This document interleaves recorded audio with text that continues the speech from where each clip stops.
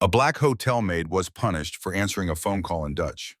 What no one knew was that call would ignite a movement, bring down a system of discrimination, and transform her into a global symbol of justice. You won't believe what happens next. The lobby of Sterling Meridian Hotel gleamed like a golden palace. Light from the crystal chandeliers reflected across the pristine white marble floor, where Naomi Ellis knelt quietly scrubbing a water stain beneath the front desk. In her pale blue housekeeping uniform, she blended in like a shadow. Then her phone buzzed. Naomi glanced down and her heart skipped a beat. On the screen, University of Amsterdam. Just 1 minute, she whispered to herself, slipping behind a giant potted plant near the stone pillar, her heart pounding like a drum. Naomi Ellis, she answered softly.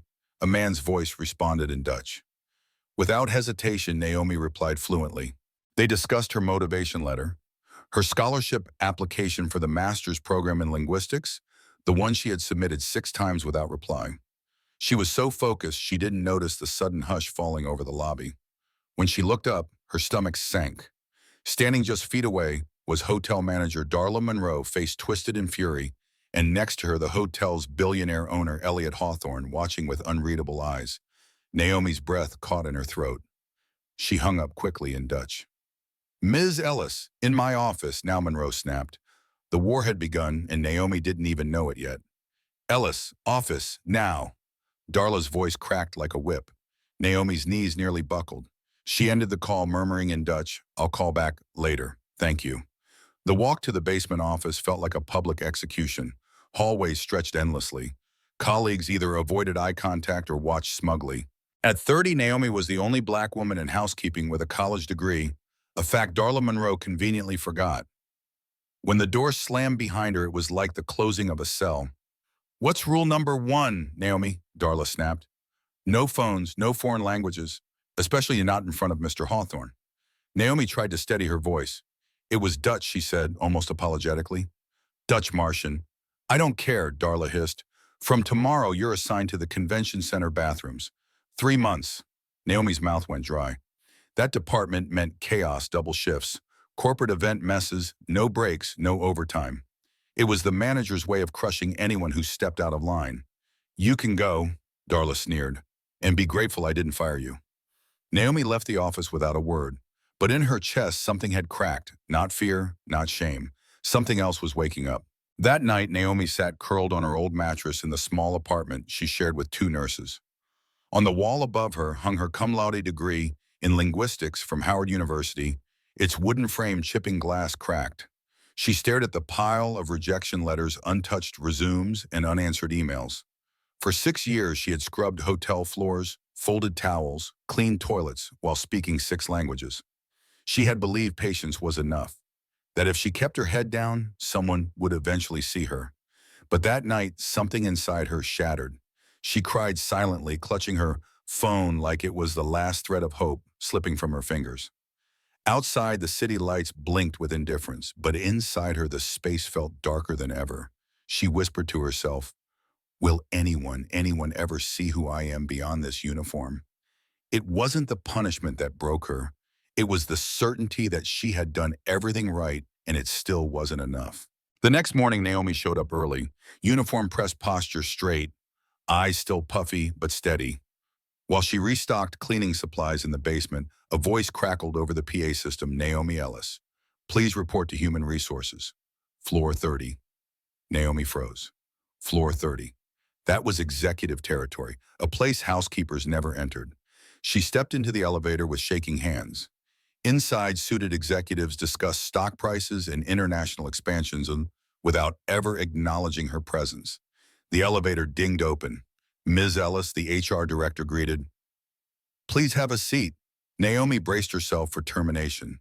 Instead, the woman said, Mr. Elliot Hawthorne would like to meet with you. Now, Naomi blinked. The owner. Yes, the office she stepped into was larger than her entire apartment. Sunlight poured through the tall glass windows. Elliot sat behind a sleek desk, calm but focused.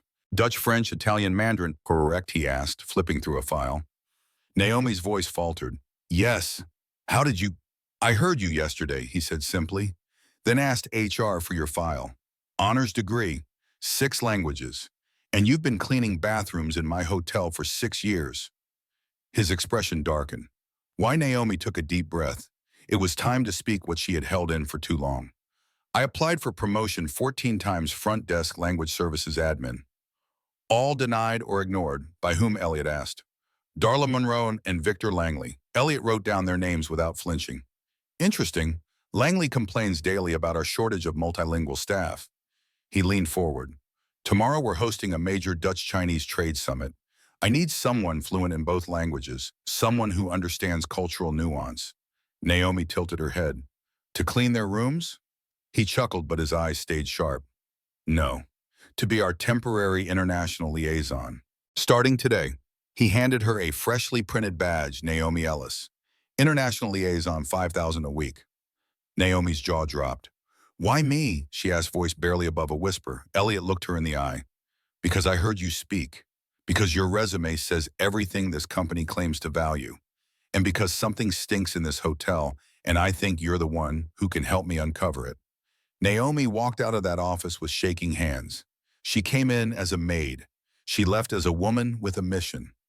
Naomi stepped out of Elliot's office like she was walking through a dream. In her hand, the new employee badge shimmered under the hallway lights, Naomi Ellis, International Liaison. That little piece of plastic was more than a title. It was proof that someone had finally seen what she had fought to prove for years, that she was never just the help. As the elevator doors opened, she noticed two executives glance at her badge, then at her face. Their polite, surprised smiles weren't for her uniform. They were for the badge. The irony wasn't lost on her. She spotted Darla Monroe stepping out of the restroom. Their eyes locked. Naomi's heels clicked on the marble floor as she approached. Miss Monroe, she said calmly, I've been assigned by Mr. Hawthorne, International Relations. Darla's face drained of color. Her lips parted, but no words came. Naomi walked past her without pausing. For 6 years, she had moved silently through hallways like she didn't exist. Now every step echoed with something new. Presence. In the HR department, a young woman greeted Naomi with a warm, knowing smile. Sasha Benton, junior analyst. I've been waiting to meet you. Naomi blinked. Sasha leaned in slightly. When I first started here, I saw your file. I couldn't believe you were in housekeeping. Naomi offered a guarded smile, not sure what to say. I asked Mr. Langley about you, Sasha whispered. He dodged the question. That's when I knew something wasn't right. For the first time in a long time, Naomi felt something crack open, not fear, not pride, recognition. Later that day, she entered her new office, a modest but sunlit room with a desk of her own, a chair that didn't squeak, and an email address with her full name. She opened the welcome packet for the upcoming conference. Her heart sank. The Mandarin translations were riddled with offensive phrasing, outdated expressions, and incorrect tone. She didn't just see the errors, she felt them. Naomi knew enough to understand this wasn't carelessness, it was dangerous. She rolled up her sleeves and got to work. Not as a favor, not to impress, but because finally she had the authority to fix what others had broken. Naomi typed quickly, each keystroke a quiet rebellion. She didn't need to yell. She didn't need to beg. She spoke the truth in 6 languages. She rewrote the entire welcome packet from scratch, adjusting not just grammar, but cultural nuances. This wasn't about words. It was about respect. Halfway through, she noticed movement out of the corner of her eye. A young woman was hastily grabbing papers from the office printer. Naomi recognized her immediately, Camille Langley Victor's niece. The packet she clutched had final translations.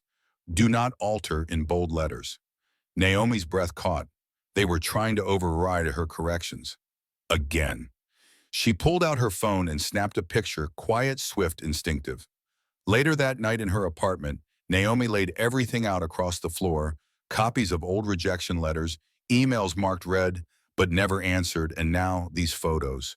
Every scrap of silence, every brush off, every lie. She wasn't just building a case. She was weaving a truth too loud to ignore. This wasn't survival anymore. This was exposure.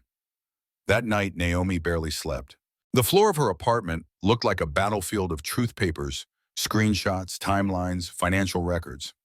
One file stood out, a list of payments made to Langley Translation Services, LLC, over $300,000. She cross-referenced certifications. Camille Langley had none. Not in Mandarin, not in anything. She had even forged a certificate from Beijing University. Naomi had the metadata. She had the source files. She had the proof. The next morning, she stepped into Elliot's office with a calm she hadn't felt in years.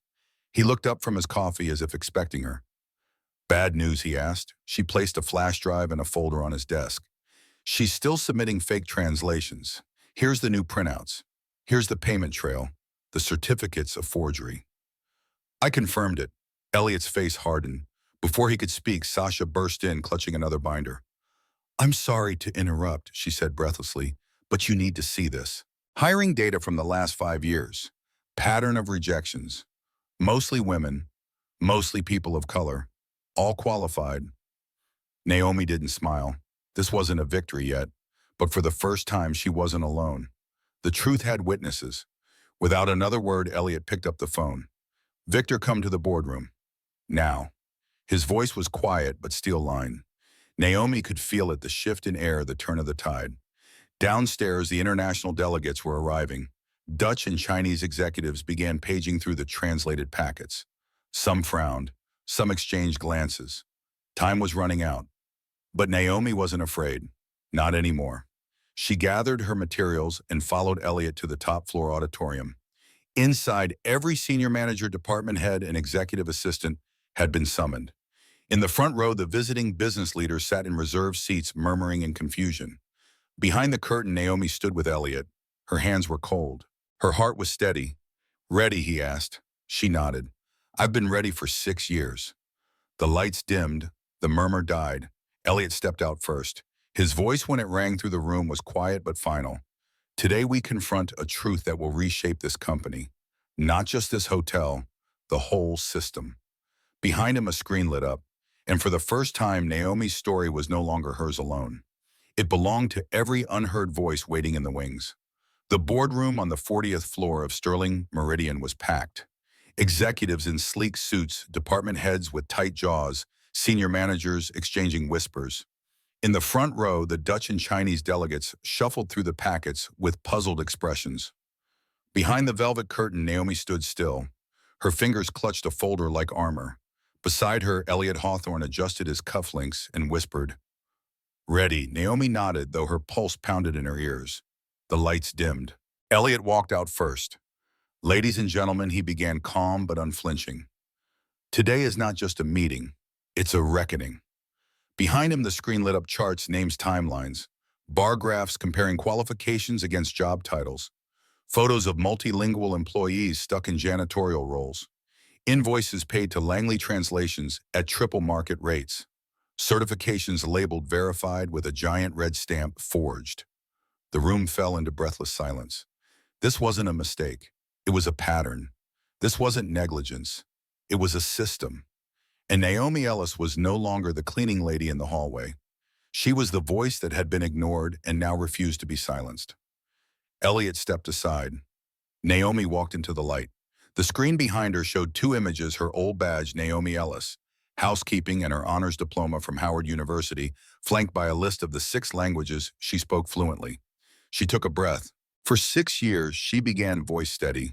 I scrubbed floors while being told I wasn't a good fit for front desk, for guest services, for anything outside a mop and bucket.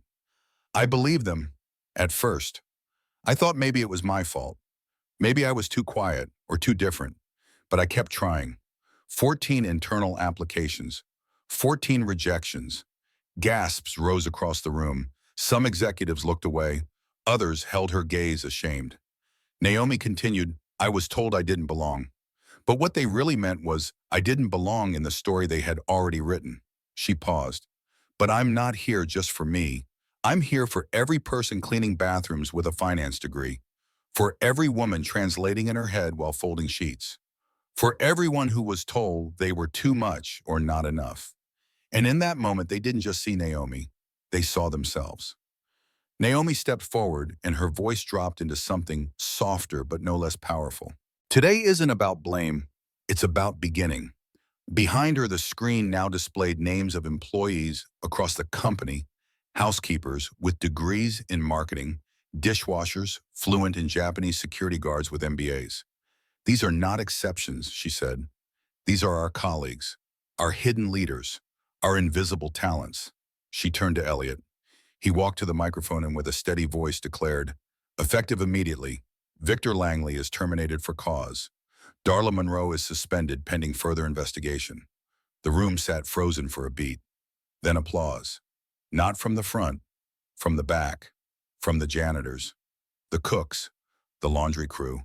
People who had stood silently in shadows for years were now standing in ovation. Elliot turned to them, and one more thing he said. Naomi Ellis is now our new Global Director of Internal Communications, overseeing all multilingual and diversity operations. Naomi blinked. But when the applause grew louder, she didn't cry. She stood tall, because she knew this wasn't luck. This was earned. 6 months later, Naomi stood at the entrance of a brand new facility in New York. On the glass doors engraved in bronze were the words, "The Lydia Ellis Center for Inclusive Leadership." She ran her fingers over the letters, whispering, "You're here, Mom, just like I promised." Inside, dozens of trainees, some former janitors, some cafeteria workers, some front desk agents, sat in orientation. All of them had been identified by the Invisible Talent Program as high-potential staff. Naomi greeted each of them with eye contact and warmth. "You don't have to prove you belong here," she said. "Your story is enough." She turned to the instructor's desk and placed a small framed photo, her mother smiling in her hotel maid uniform. Every day she was told she was only a cleaner, Naomi said to the class, but she taught me languages after her shifts. She taught me to never doubt my worth. The class sat in quiet awe, and as Naomi stood before them, she didn't just see hope in their eyes.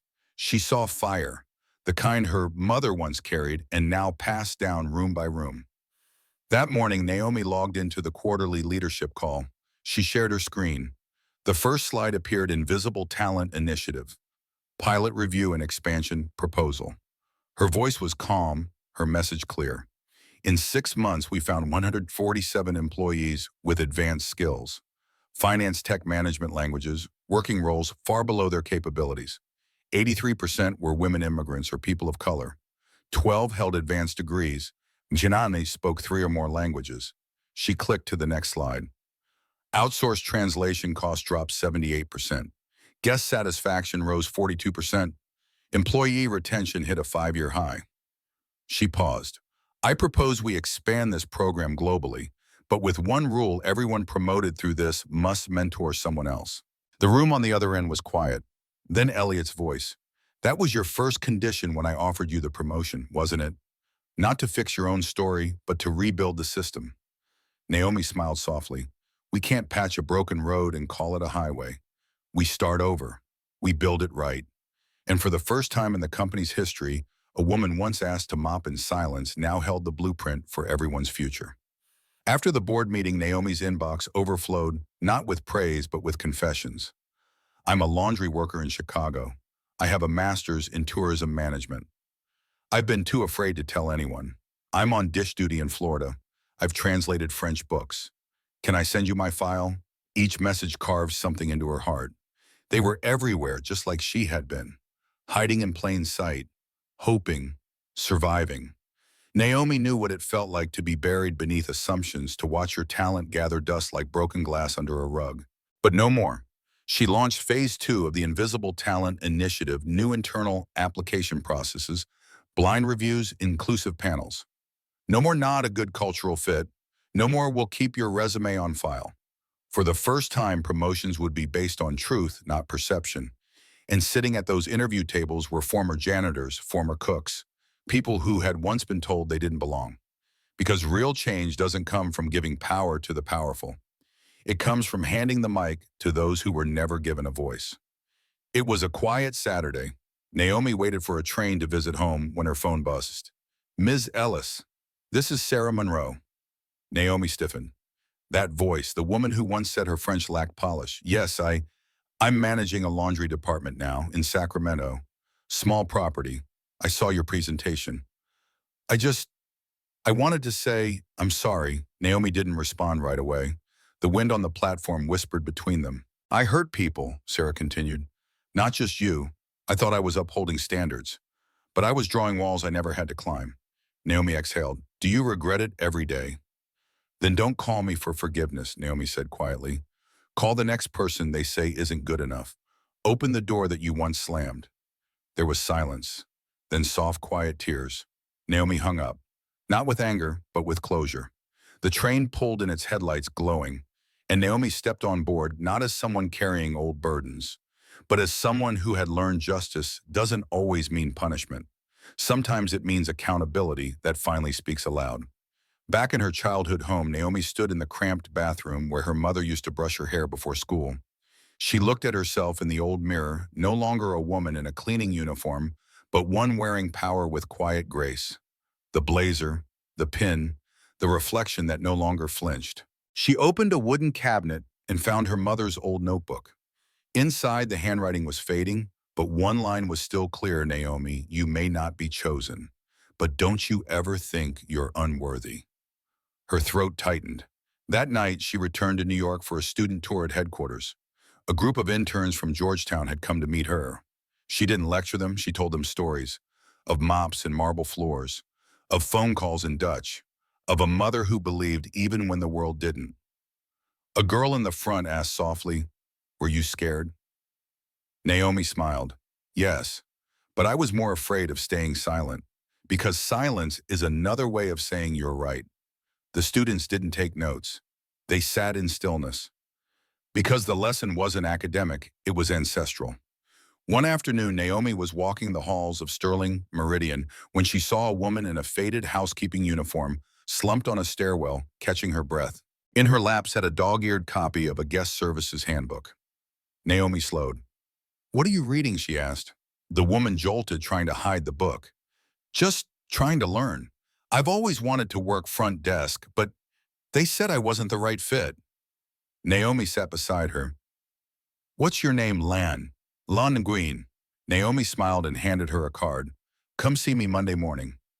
No promises, but I think we might have space for someone like you. Lan stared at the card, then back at Naomi. Her voice cracked. You're Naomi Ellis. Naomi nodded gently. I used to be you, she said, and someone finally saw me. Now I see you. Lan clutched the card like a lifeline. She didn't say thank you. She couldn't. Her lips were trembling too much. But Naomi understood, because sometimes hope doesn't sound like a speech. It sounds like someone whispering, I see you.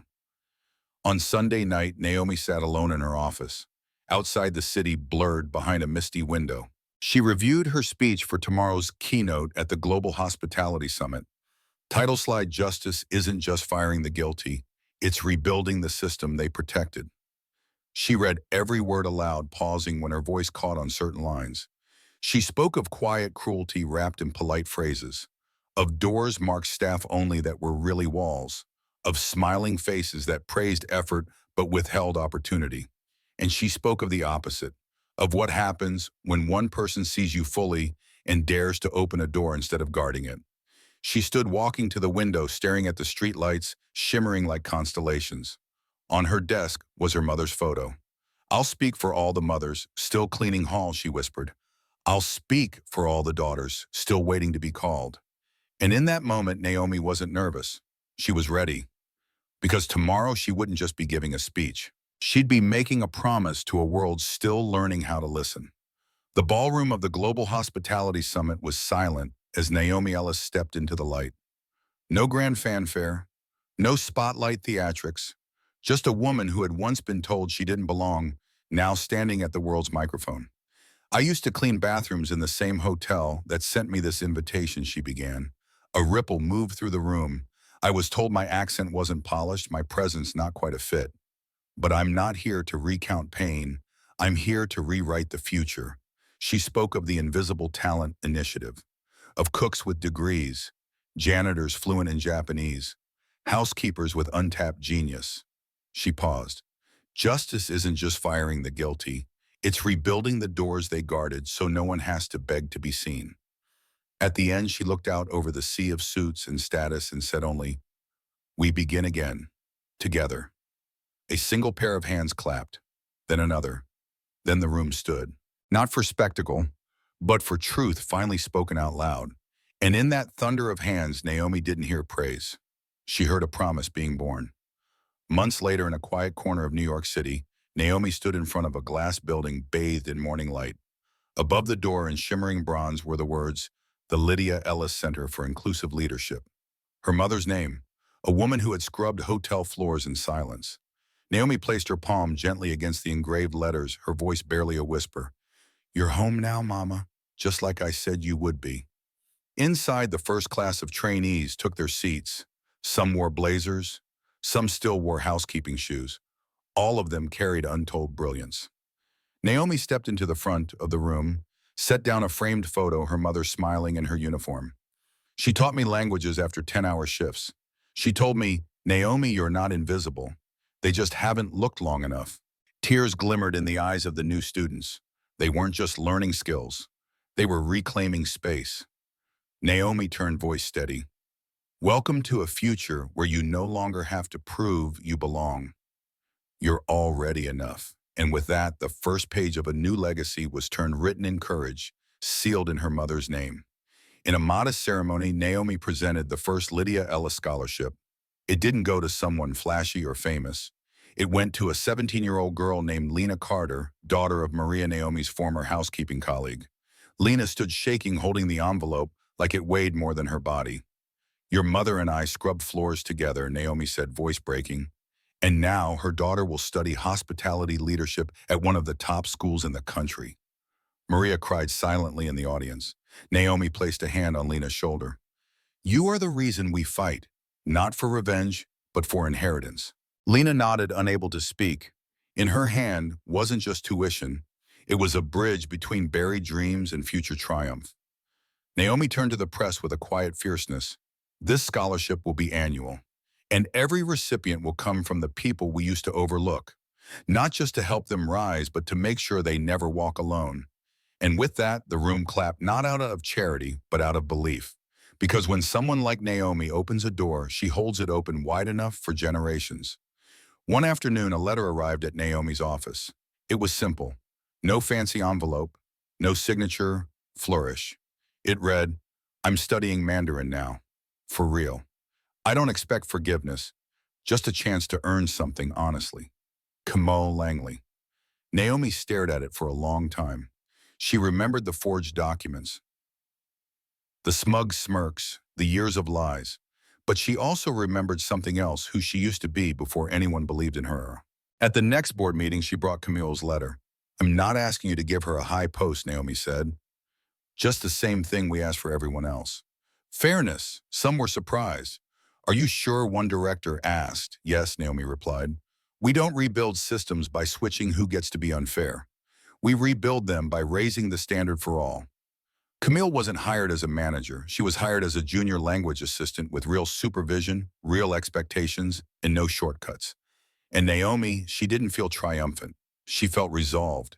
Because justice doesn't mean burning people down. It means ensuring no one gets to climb unless they carry truth on their back. A year had passed. Sterling Meridian had changed. Internal hiring tripled. Translation costs dropped. Retention soared. And Naomi Ellis, she now stood not just as VP, but as a living reminder that no one should have to ask permission to be seen. One evening, as she passed through the lobby, she saw a young housekeeper reading a Spanish guest manual during her break. Naomi stopped. "What are you studying?" The girl startled. I, I want to work front desk one day. I'm trying to learn the phrases." Naomi smiled and handed her a business card. "Send me your resume." The girl's eyes widened. "You're her. You're Naomi Ellis." Naomi nodded. "And now I see you." She walked away, not with fanfare, but with peace, because every hallway she entered, every barrier she broke, every door she held open wasn't just for herself. It was for every woman who still stands outside, wondering if anyone will ever open that door from the inside. And the answer now, yes, it's open. Walk in. True justice isn't just firing the guilty, it's rebuilding the walls they used to hide behind. And real power, it's seeing the brilliance in those no one ever looked at long enough.